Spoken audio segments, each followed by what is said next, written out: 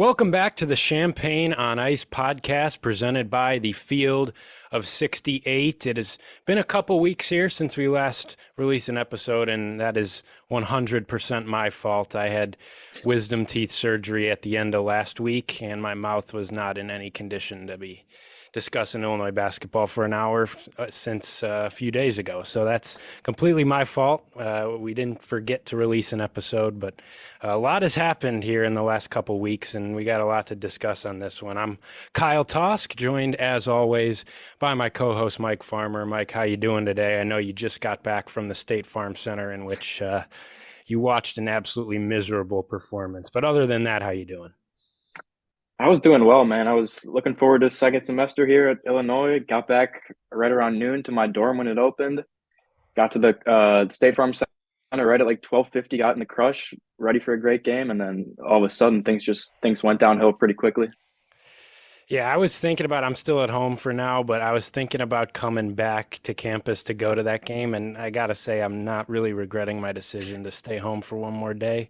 But I apologize that you had to witness that. And that's what we're going to Yeah. talk about here to get started. We did miss 4 games here as we didn't record last week. So there's been 4 games, but unfortunately, the most pressing one is the one that, as we recorded this, concluded just under an hour ago at State Farm Center against the Maryland Terrapins, in which Illinois just a completely flat performance, a flat effort against a Maryland team that, man, let me tell you, could we just not, is there a way to not schedule Maryland? Like once the 4 Pac-12 teams join the conference next year, can we just defer Maryland to another season? Because for whatever reason, they could have one of the worst teams in the country.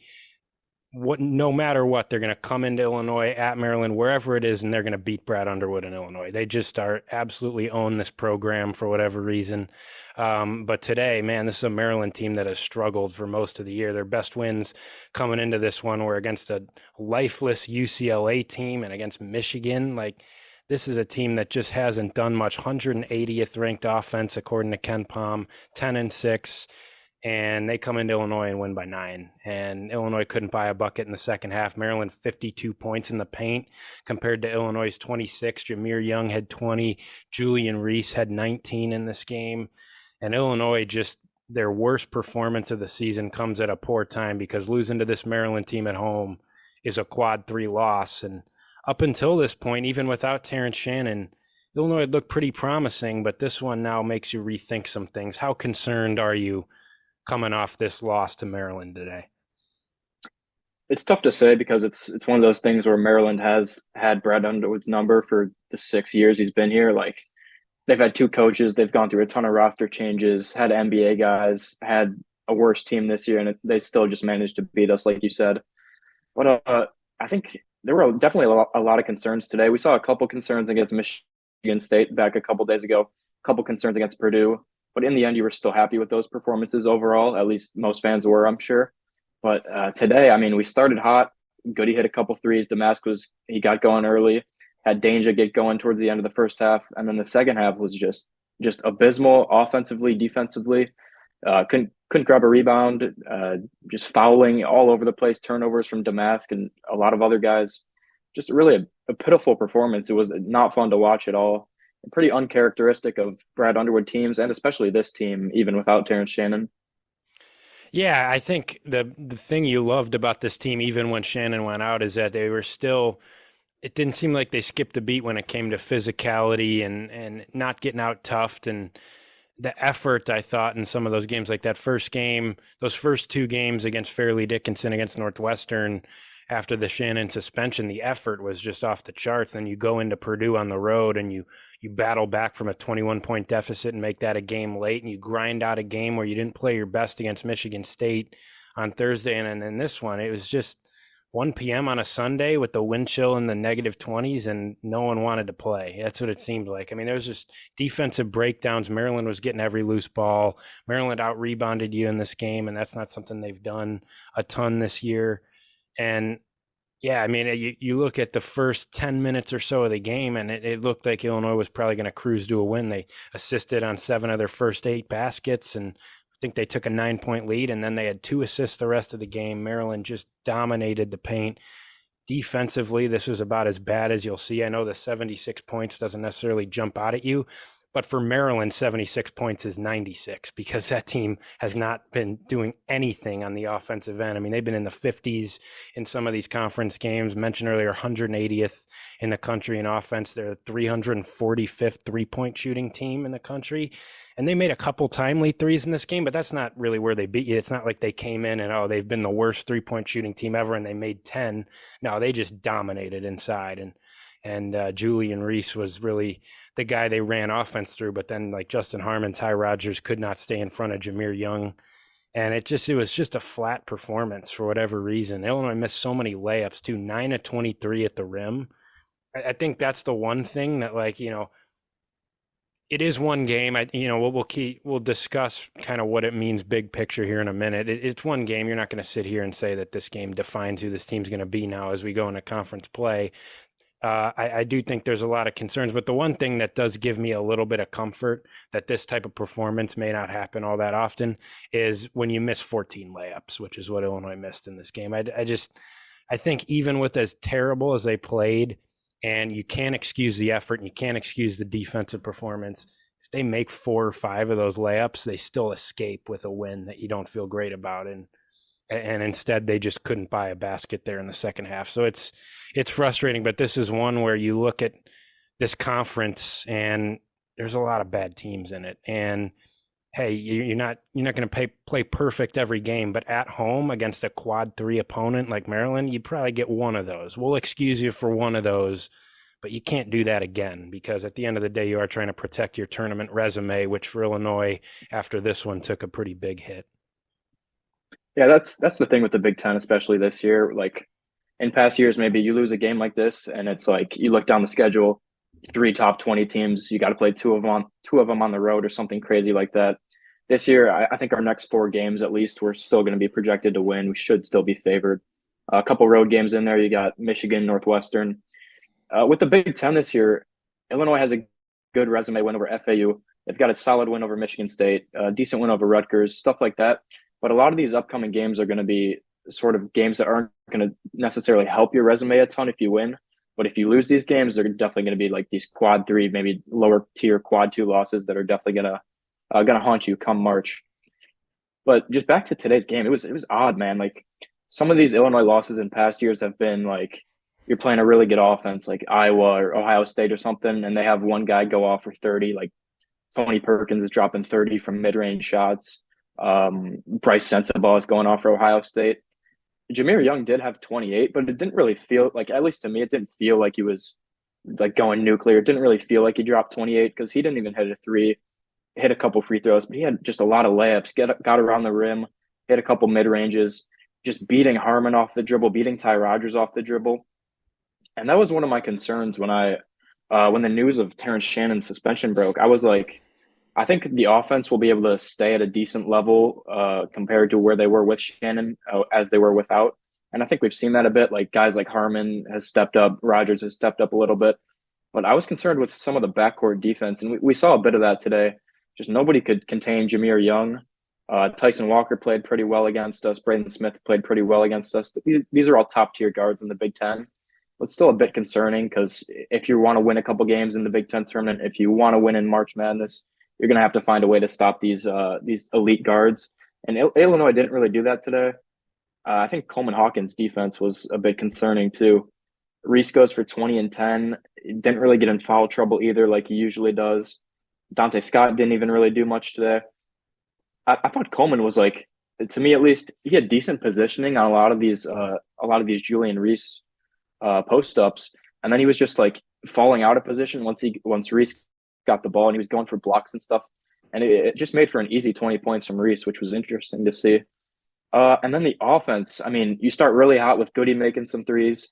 Dane and Damask played pretty well in the first half, and then the second half just missing layups, missing wide open threes, actually getting some offensive rebounds on a couple possessions, like multiple offensive rebounds on some possessions, and putting up 3 bricks in one possession, getting back on defense, giving up a score, and just repeating that process. And then you go down 8, and all of a sudden there's 4 and 5 minutes left. Like you just don't really have a chance to come back, even if somebody gets hot, which nobody really did besides Damask today. So really just You know, because Maryland had such a bad offense, I was expecting them to cool it off a little bit in the second half. Like I thought our defense would step up pressure wise in the second half after a little bit of locker room talk from Brad. But Maryland, they stayed steady. I mean, they kept getting to the hoop, hit some timely threes. Deshaun Harris Smith, Geronimo hit one, pretty interesting. Just overall, not pleased with the performance today. I know Brad Underwood and the coaches definitely aren't either. Just not a game you want to lose, but definitely also not the end of the world for Illinois. Yeah, I think it becomes more of a problem if it becomes a trend for this team. Like you go through this week, and we'll hit them towards the end of the show. What's ahead this week? But you got at Michigan and at home against Rutgers. Like if you come back and you take care of those, no problem. Then this is just one where it was a Sunday afternoon and it was your worst performance of the season, and maybe it can be excused. I don't want to excuse is the wrong word, because I do think that at home against this Maryland team, no loss is excusable in this spot, because you've seen what's happened around the country here and how tough it's been. Like, I think a lot of people were posting on Twitter after this game, like, well, 8 of the top 10 teams in the country lost this week, and Illinois falls into that category. Well, 6 of those 8 lost road games. The only other team to lose at home was Marquette to an average Butler team. And these home games are so sacred, man. You get 10 home conference games, and you got to protect home court in these, especially against opponents that are struggling as much as Maryland is. And I think that there are going to be games in the conference season where Illinois goes on the road to a team, like whether it's Northwestern or it's Indiana or whoever it is, and maybe they lose a road game in a tough environment and don't play their best, because that's what happens in college basketball. Is it's tough to win road games even if the opponent isn't top tier. But at home, man, you just can't drop these types of games to these types of teams. But really the concern will be moving forward if some of these same trends offensively, on the glass, whatever it may be, defensively, show up against a dead Michigan team on Thursday night, or a Rutgers team that is just as bad as Maryland offensively at home next Sunday in a similar spot. It's Sunday at noon, I think, against a Rutgers team that just can't do anything on offense. Like if we get this again, then it becomes a pattern. But for now, it is a one-off, because I do think that we've seen a lot of things to be excited about, but heading into this game, it's just going to be about bouncing back and proving that this was just one where you couldn't make a layup, and it happens. But I do want to just talk about some bigger picture things coming out of this game. I think one of my concerns, looking at now, Illinois played 5 games without Terrence Shannon. By the way, we also will discuss the update on the Terrence Shannon situation at the end of the show, because there are some things happening on that front. So we'll get to that a little bit later. But Illinois played 5 games without Terrence Shannon now. And really, since he's gone out, Brad Underwood has really played 6 guys primarily. You mix Dane Danger in there when you need to get Coleman a breather. And DGL's played a couple minutes here and there. But Illinois really played 6 guys. It's been your starting lineup of Rogers, Damas, Goody, Gary A. Hawkins, and then Justin Harmon, averaging about 29 minutes a game off the bench. So it's really been a 6-man rotation here. And it's interesting, because one of the biggest talking points when we broke down this roster preseason was the depth and how deep this team is, and how much that they're going to have a deep bench and different options here and there. All of a sudden you lose Terrence Shannon, Sincere Harris red shirts, Amani Hansberry's banged up, Nicolo Moretti just got back today and didn't enter the game, DGL doesn't look ready to play. All of a sudden you do have 6 or 7 guys that you can actually trust, and really it's 6, because I don't think Dane Danger's a trusted bench piece more so than he's a necessary, you got to give him 5 minutes if Coleman needs a breather or gets in foul trouble like today. So how concerned are you about that moving forward? Because to me, I get a little concerned when it's just 6 guys, and you're asking certain guys, whether it's Coleman or Damas, to carry so much of the load while playing 38 minutes in these games. So you move into late January and February, could that wear down on some guys? Is that something that you think about? I think it's possible, but I also think because these guys are literally 22, 23 years old for the most part, besides Goody and Danger a little bit, or Danger is 20 something. But anyways, I think because they're super seniors, because they're seniors, they're transfers, they've played in different spots, they've played off the bench before, they've been starters before. I think they can all get used to it. I also think, I don't know how much this plays a factor, but Adam Fletcher as the strength and conditioning coach is one of the best in the country. They've got new facilities at Ubin, new facilities at the gym, like in terms of health after games, like stretching, all that stuff. I don't think the wear and tear is going to be super crazy for us compared to other Big Ten teams. But we've seen like I don't know if this is the cause for Big Ten teams failing in the tournament like they have the past couple of years. But you see coaches and players and reporters complaining about 20-game schedule, 2 games in 3 days when it comes to like late February, early March, and that seems to really take its toll on Big Ten players and these teams as a whole. So it will be interesting to watch. I think it helps that the Big Ten's a bit weaker this year. But I will say, if somebody else goes down or somebody else is injured, suspended, whatever could happen, I look at a guy like Moretti, a guy like Hansberry, and Drew Gibbs Lawhorn. Like they pretty much haven't. None of them have really played in the past month plus, except for DGL a little bit against Purdue and some other teams. So I'd be a bit concerned if they had to come in and maybe take a starting role or play 10 to 15 minutes a game. Like how rusty are these guys going to be? I know probably regardless, Coleman and Damask and Quincy, these guys are going to carry the load, but you can't really hide a guy out there too long. Like if you have to stick Dane in there for extended minutes or DGL, somebody like that, that would be a bit concerning. But overall, I would put my level of concern at like a 3 or 4. I don't think it's going to like harm this team too much. I think there's a lot of teams that have deep runs in March with a really compact rotation, like 6 or 7 guys like Illinois is doing. And if you have a good coach and just a good game plan, stuff like that, good conditioning, I think you'll be fine. Yeah, that's definitely fair. I just, to me, I don't question whether any of these guys are conditioned enough to play 38, 40 minutes. Like Marcus Damask played 40 minutes against Purdue.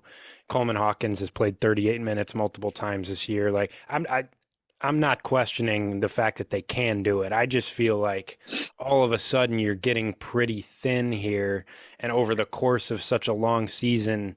And it almost just felt like today, like this is a team that's been in some really physical games here of late and haven't come off the floor. And all of a sudden, like it's just a flat team that's like, we need a break here. And you don't really have a spark to turn to. Like Dre Gibbs Lawhorn doesn't get off the bench in a game where you can't buy a basket, you know? And I'm not saying it's the wrong decision at all, because there's clearly something. We've seen him come on the court and he just doesn't seem ready to play really at this level all that effectively. I'm not saying it's the wrong decision. I'm just saying, boy, it'd be nice if you had a couple other options to turn to here. And all of a sudden you're running a 6-man rotation basically. And it's thin, and you'd love to maybe try to work a couple guys in there just to see if they can give you a few quality minutes here and there. Cause I think it could go a long way for some of these guys that are just being asked to play so many minutes and so much wear and tear that I think could build up down the stretch of the season. So it's just something that came to mind here when I saw as flat of a performance as there was today, and tired legs and guys leaving layups short, that, hey, you know, we talked all about depth this offseason, and right now this is one of the least deep teams there is. And the depth word needs to be used in the right context. Deep in terms of number of guys that are playable, not deep in terms of the quality of players that are in your rotation, because I think all 6 guys playing are really good. But in terms of number of players you can play, this is probably one of the least deep teams that's out there right now. So it's just something to monitor. But yeah, I mean, I don't know from this game what else, you know, there is to touch on other than defensively. Is there any concern for you that this is something that could be a pattern moving forward without Terrence Shannon? I think it's been a good defensive team. It has not been the same level of defensive team without Terrence Shannon. You look on KenPom right now, Illinois has dropped down to the 34th ranked team in defensive efficiency in the country. And you think back to when we had some of these episodes in December and they were pushing the top 10. So there has been a little bit of a fall off there. Level of concern on the defensive end, especially in a game where a broken offensive team comes in and gets whatever they want in Maryland today. I noticed the slight fall off in at least KenPom defensive efficiency for the past month-ish. We were still in the 20 range, but I would say until today, I wasn't too concerned at all. Like Zach Edey's going to get his points, Braden Smith, whoever on Purdue, Michigan State. I think they we didn't too. Zach Edey didn't really get his points. Well, that was actually Kaufman, Wren, and whoever else. It was actually TKR, and then he dropped 0 against Nebraska the next game. Yeah, of course. But overall, I think Purdue's still a good team. Like they're going to score 80 against whoever they play. So I was saying I wasn't too concerned about that, even if it wasn't Edey. I think we did fine against Michigan State. Like they finished with 68, 70, something like that. Pretty good for a home game. But today, like the thing is, Maryland didn't even shoot particularly well. At least I got to check the box score again. But 17 from three for Maryland, and that's yeah, right about where they've been the whole season. So it wasn't they all of a sudden made shots. It was that they got whatever they want in the paint, 52 paint points. yeah, that's crazy. And like we shot more free throws than them, made more free throws than them. They were 1 for 9 from three at a point. I kept looking up at the big board and noticing that, and we were still down at that point. It was crazy. But overall, I'd say Coleman's defense was kind of concerning. Like obviously, we know when Dane comes in, he's going to get cooked on the defensive end, which is just a given at this point. But Yeah, I thought Coleman's defense, I didn't love it today. He had a couple nice plays, but it seemed to me like he kept going for blocks on Julian Reese, which was weird to me. I don't know if he was or I was just noticing it a couple times. But then as for backcourt depth, Jameer Young cooked us.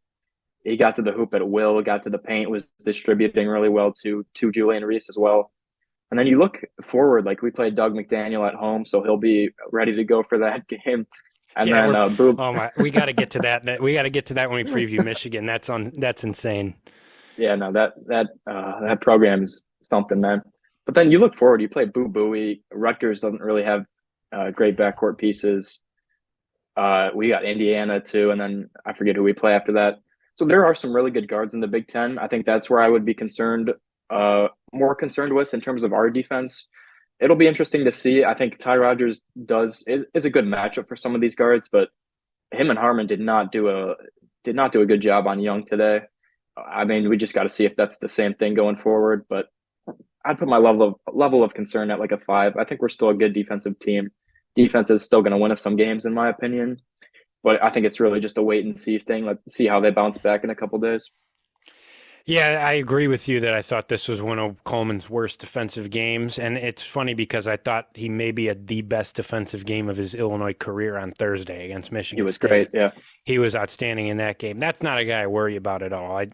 For whatever reason, he didn't play well. They fouled out for the second time in his career in this game and on a questionable call, to say the Yeah, least. that was a bad call. Uh, I saw it right but in front of me. at that point, you were down like 7 with 2 minutes left. I don't really think that changed things.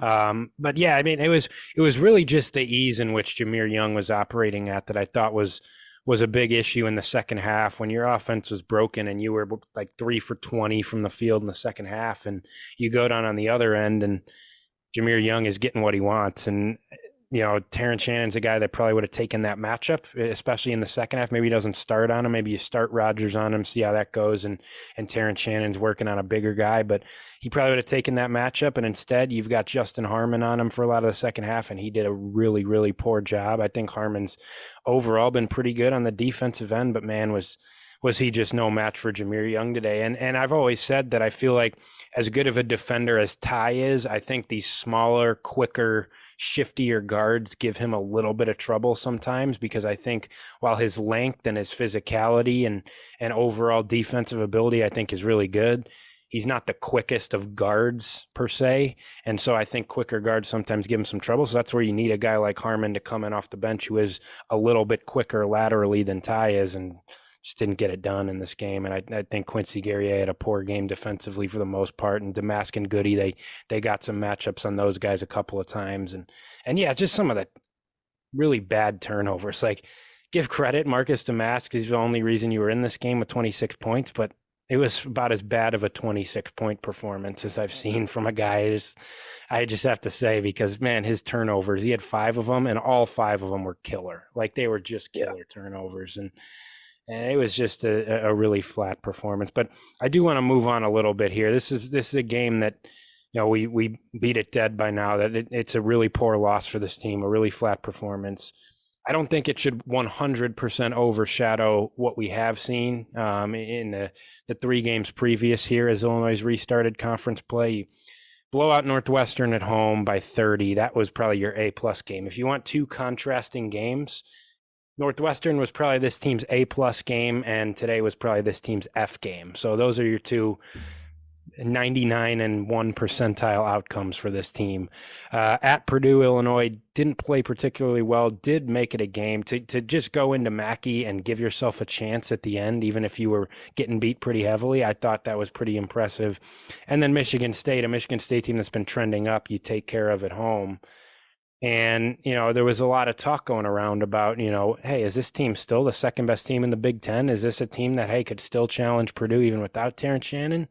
Maybe today, made you think twice about those takes a little bit, but I still think this team can be pretty good. I'll just leave it at more of a general question, taking the 4 Big Ten games we've seen now into context, and we'll get to Terrence Shannon later, assuming that Terrence Shannon is not coming back anytime soon. Where do you think this team stands in the Big Ten? What is the ceiling of this team? Has it changed for you that much since this game today? Where do you see this team ultimately going? I mean, before today, I would have said like top 3 for sure. At least I would say. I mean, I think we're pretty much still a lock for top 4 in the Big Ten. Yeah. Today changes it. Like before today, I think we had a 94% chance at finishing top 4 in the Big Ten, according to Bart Torvik. I haven't checked what it is after the game today. But I think top 4 is a lock before today. I think top 3, you're contending with Purdue and Wisconsin most likely, unless one of them falls off a cliff. But after today, it does help because Purdue has slipped up twice already, but I don't know how much more they're going to do that. But we also have lost to them as well. Wisconsin looks pretty solid. They just always find ways to pull out wins, especially at home too. After today, I think Wisconsin's, of course, due for a slip up. I think Purdue will probably lose again at least 1 or 2 more times. But I really think we're probably going to lose to Purdue again. So that puts you at probably 3 losses minimum. And then just every team seems like is due for a slip up, like on the road, like you've been mentioning. It's really hard to win regardless of who you're playing. You go at Wisconsin. I wouldn't pencil that in as a win right now. Yeah, but I still think this team will probably finish top 4. I think you're definitely going to drop some games. Like losing Terrence Shannon is going to affect the team in some ways we probably haven't seen yet. Like there's going to be more duds like this, I'm sure. I think in the short term, Brad Underwood will get this team right, like he has in the past. There will be a fiery locker room speech after this game, I'm sure. I think we'll win a couple games in a row here: Michigan, Indiana, Rutgers. At least I hope we do. But I think the ceiling of this team, I don't know. I don't think it really changed that much. I think every team is due for a poor shooting performance. You just hope it doesn't come in March like it has for some Illinois teams in the past few years. The one thing I want to see improvement on is defensive effort, like really poor today, like we've mentioned. Rebounding, there wasn't a huge rebounding margin today, but it just felt like Maryland got rebounds when they needed to. Illinois did get a couple offensive rebounds, but then they just didn't convert. I don't really want to chalk today up just to like a poor shooting performance because it seemed like bad effort, stupid mental mistakes, not rebounding, stuff like that. But I still think the Big Ten's pretty weak. You'll still probably drop a couple more games, but overall, I think you finish top 4. I think you're in contention for probably a top 5 or 6 seed in March Madness at least, and just see what happens from there. Yeah, I still think this team is definitely a top 4 team in the conference because, frankly, the rest of the conference is horrendous. I mean, it's just, I think Purdue and Wisconsin are better than you with that Terrence Shannon. I know some people argued with me when I said Wisconsin was better than Illinois. I said that before today. I don't know. I think they're close, but that Wisconsin so far, I think, has just looked a little bit more fluid on both ends, a little bit more complete than Illinois has. And I think the A.J. Storr addition for them has done wonders, similarly to Marcus Demas for Illinois. I just think they have a little bit more depth than Illinois right now. But after those two, like you're comparing yourself with Michigan State, Northwestern, Nebraska at this point. So I think Illinois is better than those teams still. And at the end of the day, I do think that you're going to have to work through some things if you don't get Terrence Shannon back because, like, they're asking so much of Marcus Damask right now. And if you're not getting a really good game from him, well, all of a sudden you don't quite have the sheer number of guys that can cover that up. Like in today's game, he gave you the scoring, but when he's just not making decisions with the ball in his hands, correct decisions, he's just off a little bit. You're asking so much of him. Now you don't have Terrence Shannon that can take a game over. And if Coleman Hawkins is a negative on the floor for you, like you just don't have anyone to turn to behind him. So the consistency factor is going to be something I'm watching, because when you are playing such a short rotation and you don't have that consistent superstar player to turn to every given night, it puts a lot more emphasis on all these other guys. You can't get 0 for 7 from the floor and cook defense from Justin Harmon as your pretty much only bench option. Like you're not going to survive games like that. And he's allowed to have a game like that. Every player is, but Illinois not going to survive it as well. And Marcus Damask, if he's not giving you 20 and taking one-on-one matchups, all of a sudden you don't have as many guys to turn to. And if Ty Rodgers, we haven't even got to that, and we could talk about that in a minute in terms of how certain teams are defending Ty, but like if teams are taking Ty out of the game, like can you even play him? And do you have enough guys to turn to, or does he have to play through that? So that's my one concern here as you move forward. I do think that this team is far more prone to slipping up and having a game like today than they would be if they did have Shannon.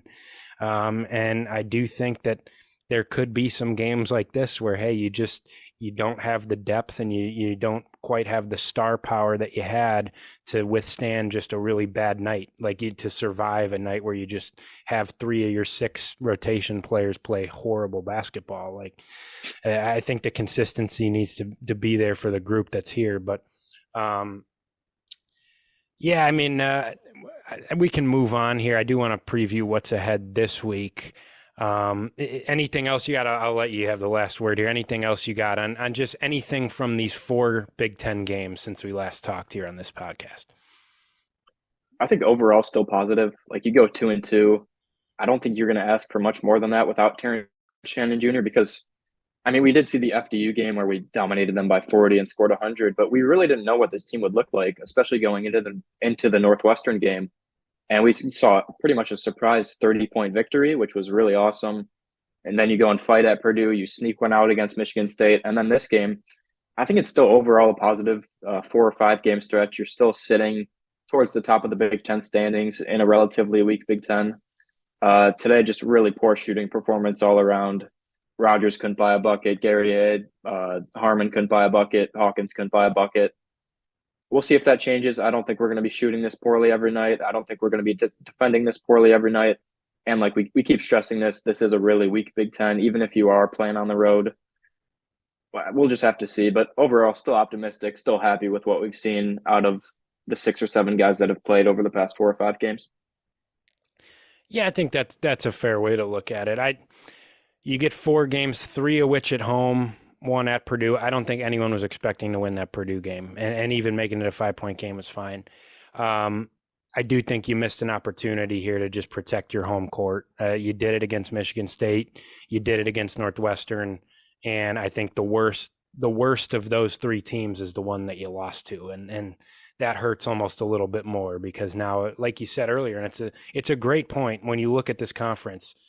A lot of these conference games are not opportunities. They're opportunities not for you to build your resume, but to crush your resume. Like you're not getting a chance at a great win here. You got to just take care of some of these lower teams. But if you slip up, all of a sudden that really haunts you. And I thought that was a game today. So it's a missed opportunity. But like I said, really the key to this is how do you respond from this? You got 2 games you should win handily, at Michigan versus Rutgers this week. If you go do that, then this one is truly a one-off and a day where you miss 14 layups and we're just asleep at home. And it doesn't excuse it, but it at least gives you confidence that, all right, that team's probably not going to play that bad again. And it's going to be interesting to see. But as you guys know by now, we've partnered with BetMGM this season. We'll be using BetMGM lines to make all of our picks, and we'll have special offers for the listeners and the viewers of the Field of 68 each and every week of the college basketball season. We have a special offer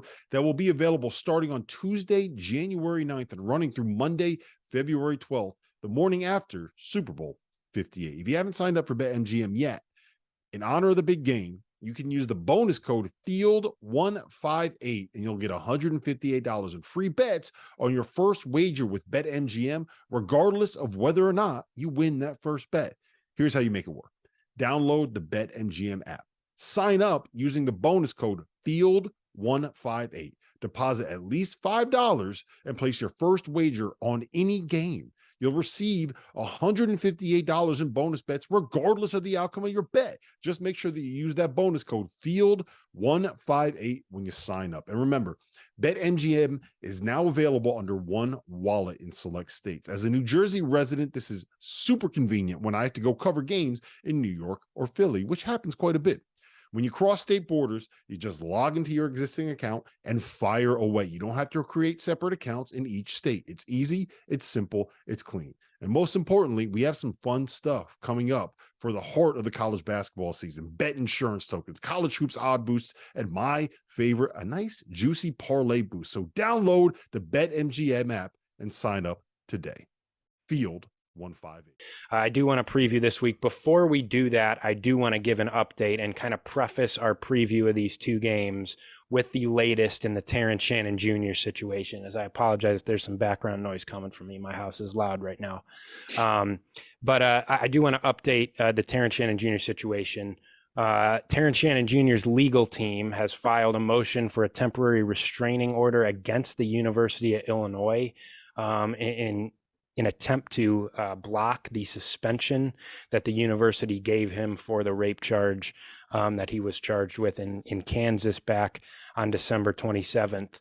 And that's a process that has been ongoing here the last week or so. There was actually a hearing in Springfield at 1:30 on Friday in front of a judge in which the judge declined to make a ruling and currently is still deliberating on it and is expected to release a written ruling at some point this week, whenever that is. As we record this, nothing has come out from that. But that's kind of where it stands. Obviously, if that temporary restraining order gets granted, Terrence Shannon Jr. would be back on the Illinois basketball roster. Now, again, there's another step in terms of whether Illinois plays him or not, but he would be in good standing with the basketball team and his suspension would be blocked. And obviously, if the university wins, then that suspension would be upheld. And I can get into just kind of the basics of the argument here, but just to kind of preface what we're going to talk about this week, there is a chance, I suppose, that Terrence Shannon Jr. could suit up for these games this week if a ruling is made and that restraining order is granted. But as of right now, we don't have that, and that is an ongoing process. But any thoughts on that whole situation? I mean, like we said a couple of weeks ago, it's just a wait and see thing. Like, we still don't know all the facts. We saw some documents on Twitter and stuff like everybody else did, the sworn statements from certain people involved. I don't really have an opinion on it. I'm not one of those people saying free TSJ on Twitter. I'm also not condemning him because we just don't know the facts at this point. I don't think it's really right to comment on it. I think it's just one of those wait and see things. That's a great way to put it. Just a quick overview of kind of the proceedings here with this temporary restraining order and injunction is Terrence Shannon's legal team's basically arguing that by suspending Terrence Shannon, by the university issuing the suspension that they did on Terrence Shannon, that they're denying him his due process. And the crux of their argument comes from the fact that him not being allowed to play for Illinois could cause irreparable harm to his future earnings. They cited both the NBA draft and his current NBA position, but also now a new factor, which is name, image, and likeness, which you'd have to imagine has either taken a large hit or is just gone for Terrence as he is suspended from the program. And the university filed a response late on Thursday night arguing in favor of the suspension, in favor of their process and the panel that ultimately decided to uphold his suspension, citing that really the crux of their argument is that it's not our suspension that's causing irreparable harm. It's the fact that you've been charged with rape, and the suspension is a process basically that they claim is one that they've done in the past, and they've cited some past cases in which this has happened at other college campuses, and have argued that he's still a member of the University of Illinois, but that playing basketball is not a protected right. So it's two arguments, and it'll be up to a Judge Colleen Lawless in Springfield, and that ruling will probably come sometime this week, probably before Illinois plays Michigan on Thursday night. So I do want to get into this week, but just as kind of a preface, hey, maybe Terrence Shannon Jr. is back. We don't know if a ruling is made either way, but if that temporary restraining order is denied, then the next step is Terrence Shannon's first hearing in the state of Kansas, an arraignment for his charges on January 18th, which is that Thursday? That's Thursday. So that is the day that Illinois plays Michigan. So let's get into this week with all that being said. At Michigan on Thursday night, home against Rutgers on Sunday. We don't need to dive too deep into either of these games because I do think that these are two teams that are not very good and teams that on paper I think Illinois should be able to take care of, assuming that some of the habits that they showed today don't show in those games. Obviously already saw Illinois with Terrence Shannon, but nevertheless go into the rack and dominate Rutgers. And that's a Rutgers team that has only one conference win so far in Big Ten play. And that's at home against Indiana. So Michigan, I mean, that's a program that is there's some dysfunction going on in there. It is. So let's just overview what's gone on with Michigan here in like the last month or so. There were some rumors from behind the scenes that Juwan Howard got into an altercation with the Michigan strength coach, and the Michigan strength coach is no longer with the program right now because there was something behind the scenes there. Couple weeks ago, Phil Martelli, Michigan's associate head coach, just randomly coached a game when they went to play Penn State at the Palestra. They announced in the morning, like, well, our head coach won't coach today. It'll be our associate head coach, Phil Martelli, as kind of to honor him as he's from the area at the Palestra. And so he just coached that. And then we had some news drop in which Michigan's star point guard, Doug McDaniel, who's a really good player, having a good year, is suspended, but only for the next 6 road games, not home games, just road games. And so he'll play on Thursday night. Michigan's best player will be there on Thursday night because apparently he can play at home, but not on the road. So needless to say, if Illinois, regardless, I get it's a road game, but if Illinois loses this one on the road at this Michigan team that looks dead and looks like they're going to have a new head coach next year and has a point guard that plays in half their games, then it's time to hit the panic button. And some of the optimism that we've still showed after the Maryland loss is gone because this is a game you need to take care of. Really bad Michigan team, regardless of if it's on the road. This is a team that just hasn't defended at all this season. And, you know, while they do have a couple weapons on the offensive end, they brought in a transfer from Tennessee, Olivier Kamwa, who's had a pretty good year, and McDaniel, who will play in this game, has been good at the point guard spot. This Michigan team, they do play on Monday night at home against Ohio State, but entering that game, they've lost their last 5 games, which included a loss at home to Minnesota, a game at the Palestra to Penn State, and at home to McNeese State. And so your thoughts on this one? Does Illinois need to win this by 20 or more for you to be satisfied? I don't really care about the scoring margin, but if you're concerned about Illinois after this Maryland game, it's just funny because I think it's the opposite, like Michigan compared to Maryland for Illinois. Maryland, no matter who they have, upsets Illinois, smashes Illinois at home, wherever it is. And then at least in the Brad Underwood era, no matter who Michigan has, Brad Underwood beats them. So I'm not concerned about this game. It is on the road, but that arena is dead pretty much every game. Students don't really care about them because their football team just went 15-0. Yeah, they're still celebrating the football natty. So I don't know if they'll show up. No, I think it's hilarious how much dysfunction, like, of course, Michigan basketball has, but Michigan football has too, with the Connor Stallion scandal, free Harbaugh, all that stuff. Oh my God. But then they still go on and go undefeated and win the natty. But Michigan, they have Doug McDaniel, they have Kamwa, they have Terrence Williams is actually having a good year, but he's not a great player. Like, he shouldn't be the guy that beats you or anything. Terrace Reed's solid, but these guys are solid, but they're 6-10. Like, that goes to show something about defense, something about coaching, something about late game situations where Juwan is probably 0-35 in his career when he has to draw up a play with 5 seconds left. But there's not much to say about this game. Like, if we lose to a 6-10 team, regardless if it's on the road, regardless if Terrence Shannon's out, I'm hitting the panic button, even if it's after 2 losses. Like, just considering everything with Juwan, with Martelli, like, being the head coach, I think Brad Underwood has to win this game. I think we will win this game. 15 point plus win minimum. So I guess I do kind of care about the scoring margin then because I think we should blow them out. But yeah, Yeah, no, I'm not. I was just meaning that more as a joke. I'm not going to yeah. nitpick if they win by 22 compared to 16 or whatever. You just take care of this game and move on. I think a couple of the biggest things to watch are McDaniel is going to play in this game, and it feels like the Michigan's best performances have basically just been him going nuclear. Like you look back early in the season, their biggest win so far, Madison Square Garden against St. John's. He had 26 points, was outstanding in that game. You look at they took a pretty solid Oregon team to overtime. He had 33 in that one. Took a pretty solid Florida team to double overtime, had 33 in that one. If he goes nuclear, that's about the only way I think Michigan could find a way to compete in this game. And I do think it'll be a matchup to watch for Illinois because after you saw what Jameer Young did today with 28 points and having his way in the lane and Harmon struggling to stay in front of him and Rogers struggling to stay in front of him, well, those guys are now going to get tested with another really quick, shifty, crafty, whatever word you want to use. McDaniel could score. He can get to the basket, and he's really quick with the ball in his hands. And so Illinois is going to have to stay in front of him and cut off driving lanes.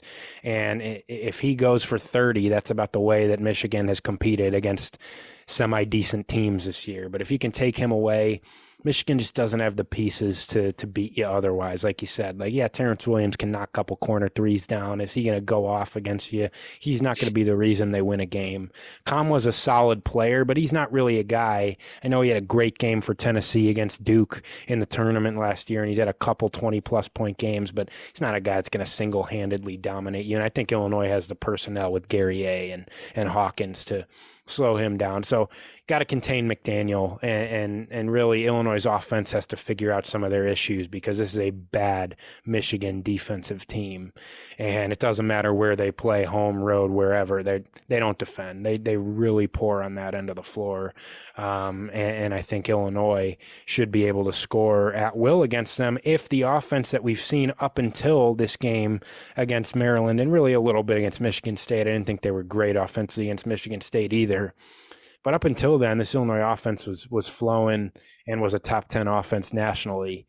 And if that is who this team is, they'll put 80-something on this Michigan defense. And I don't think that they should have a ton of issues getting shots up and hunting matchups. And I think you got plenty of matchups that you can hunt with Damask or whoever it is in this game. I just one-on-one defenders, Michigan doesn't really have many of them. So, I just think you got to take care of this one. You got to prove that Maryland game was more of a one-off than anything by handily beating Michigan on the road.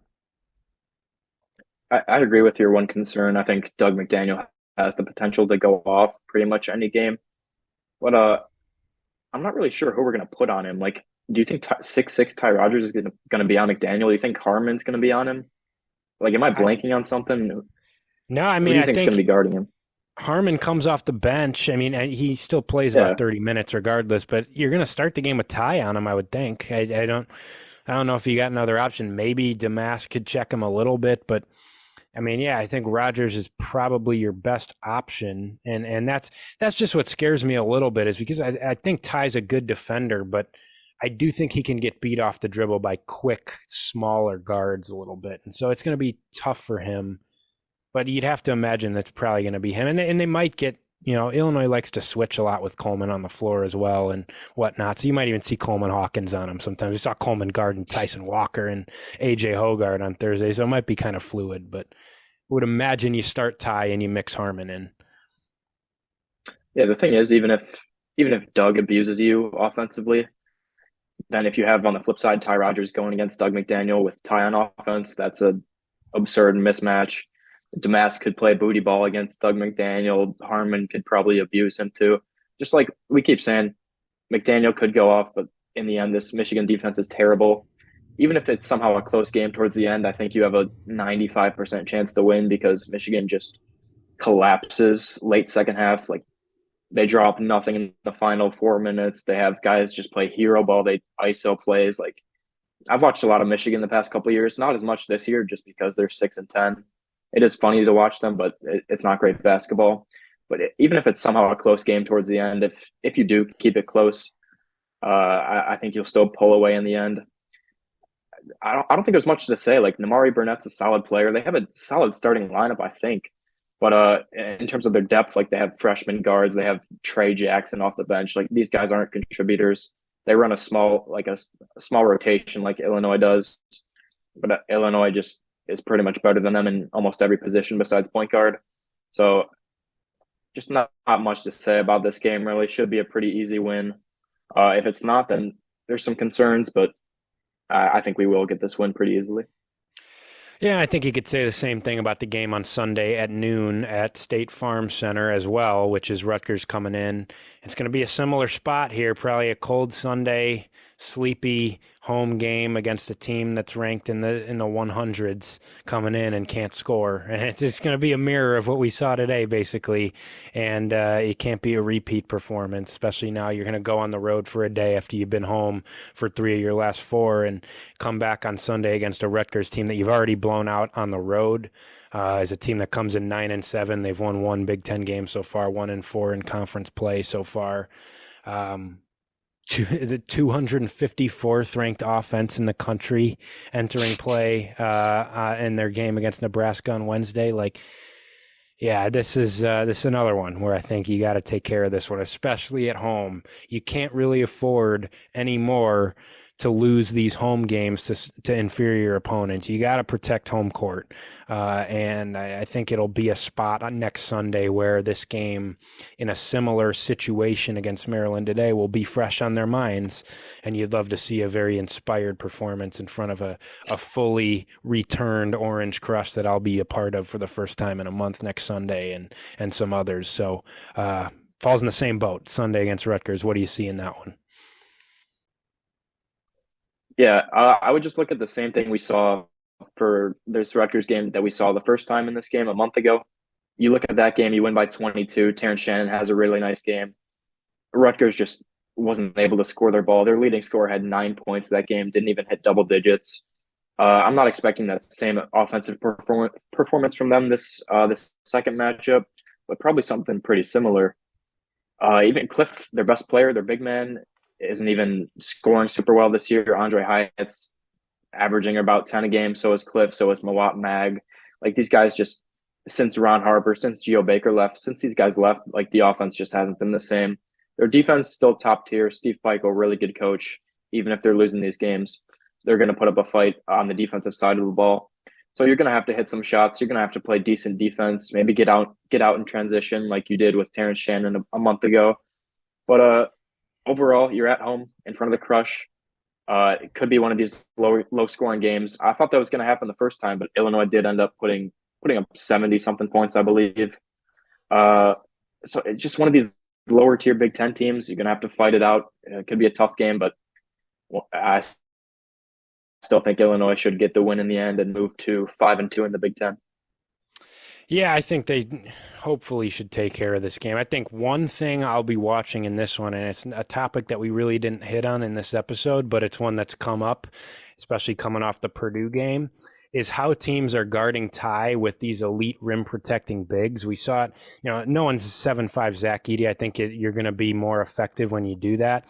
But what Matt Painter and Purdue did was they just basically planted Zach Edey in the paint and put him on Ty Rodgers, and Illinois struggled because you have a 7'5" monster sitting there, and they even did it with Trey Kaufman-Renn a little bit, and you didn't have the space to work with the mask, and I thought the success and the comeback they made is when they kind of spaced the floor with Justin Harmon and Ty had to sit. Michigan State tried a similar strategy with Matty Sissoko, didn't work because Matty Sissoko's bad, and Ty Rodgers cooked him. One guy I will say, though, when I'm thinking about big men that could be effective with, Cliff Amori comes to mind because that's probably the best defensive center in this conference. And I would be interested to see if that's something that Steve Pikiell tries, because I think Cliff was kind of neutralized in that game at the rack. He was on Coleman. Coleman was stepping out and making some shots in that game and pulling him away from the basket, and that allowed Terrence Shannon to go to the basket and dominate. And in this game, you're going to try to get Marcus Domask opportunities against Rutgers' smaller guards that really struggle sometimes against bigger players. We'll see see if that's something that they deploy. I'm interested to see that, but I really like the way that Ty responded to that kind of approach against Michigan State and his aggression, but I still think it's something that could pop up, and this is a matchup where maybe you could see that, and maybe it's a situation where Harmon's got to play a lot of minutes and you really got to space it and force him to guard Coleman, or maybe it's a situation where you really try to get him involved, cutting, sitting in that dunker spot, and try to play through him like they did early against Michigan State. But Cliff Amory's kind of the guy to watch on this Rutgers team, because if he can just sit there in the paint and patrol the lane, that's all of a sudden when it can become a game where you get into this dogfight and it's in the 50s and Rutgers just kind of hangs around and annoys you, and Illinois is missing 14 layups like they did today because Cliff's sitting there. Like, that's my one concern in this game, is it could be one of those ugly Rutgers games. But I was encouraged by the fact that Illinois had no problems with this team early in the year. Terrence Shannon or not, I don't think they would have had a problem going to Rutgers. They played great in that game, and this Rutgers team isn't good and they can't score. And I know we probably would have said that about Maryland, but I don't know. I think that there's going to be some fire in those practices at Ubben this week on the defensive end of the floor. And I think that today we're not going to see that type of effort, especially against a team, against Rutgers, that doesn't have a Jameer Young and a Julian Reese as proven offensive threats, even as bad as the rest of the offense is. So should be a 2-0 week for Illinois. If it isn't, that's a problem, and we'll talk about it on the next episode. But just take care of business, and if you can play better basketball and comfortably win these two, then people will start to forget about this game against the Maryland Terrapins. But that should wrap us up here on this episode of the Champagne on Ice podcast. Again, apologies for a week off, even though it was coming off that Purdue game and the Northwestern blowout win at home. Would have been a lot of content, but my mouth was like this. It was like swollen up. So I wasn't going to get on here and talk unless you wanted to see me spit into the screen and barely understand me. So to save you from that, we decided to just wait until this Sunday after Maryland to record, but hopefully we hit on a lot. And our normal plugs, make sure follow us on Twitter at Champagne on Ice.